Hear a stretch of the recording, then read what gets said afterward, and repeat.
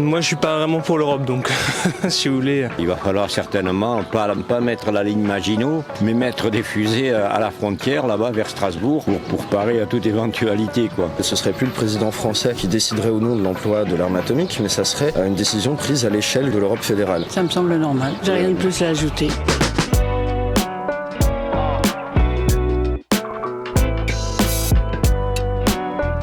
Bonjour à tous, c'est Louis pour BV. Les récents propos d'Emmanuel Macron sur l'Union européenne laissent à présager qu'il voudrait la transformer en État fédéral, un seul grand pays. Mais au-delà des propos du président, nous sommes allés demander aux Français ce qu'ils pensent de cette proposition de transformer toute l'Union européenne en un immense grand pays. Si vous aimez cette vidéo, n'oubliez pas de vous abonner, de la partager et surtout de mettre un like. Allez!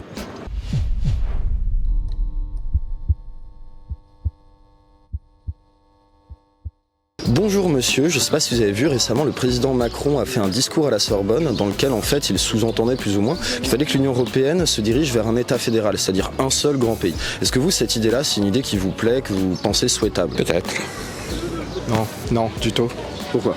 Moi je vois dans mon métier, il y a des domaines dans lesquels je préfère que la France soit souveraine. Peut-être qu'il y en a d'autres pour lesquels ce serait intéressant qu'il y ait plus de pouvoir de l'Europe. Peut-être qu'elle dispose d'une armée, j'en sais rien.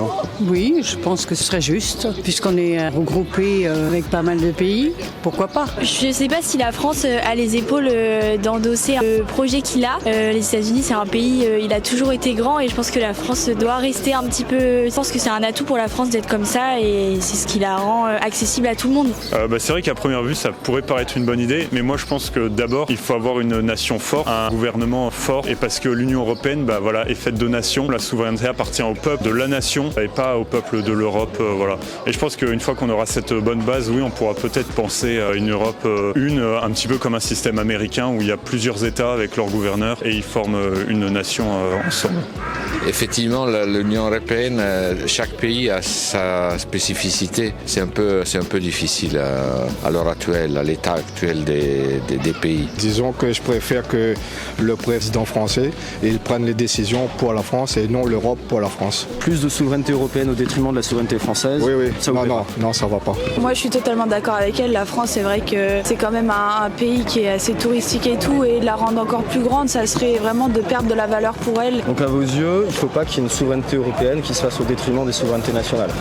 Non. Parce qu'ils font des lois globales pour les grands pays, mais après pour les petites régions, tout ça, ils sont pas concernés par ça. Tu vois, il vaut mieux que le président il prenne des décisions qui va mieux pour son peuple. C'est pas l'Europe qui connaît mieux ce qui se passe en France. Alors il y a deux choses. Déjà, moi je suis états-unien, donc j'ai vécu dans un système fédéral. Ça présente certains avantages, mais je sais pas si ça convient à l'histoire de l'Europe et à la société européenne. Enfin, c'est très différent, l'histoire du vieux continent. Deuxièmement, j'ai lu un article très intéressant ce mois-ci dans le Monde diplomatique qui était intitulé justement « Faut-il désobéir à l'Europe ?» et qui mettait en lumière justement les problèmes du système européen en l'état. Mais moi je ne suis pas expert de la question, et moi je ne vote pas encore en Europe.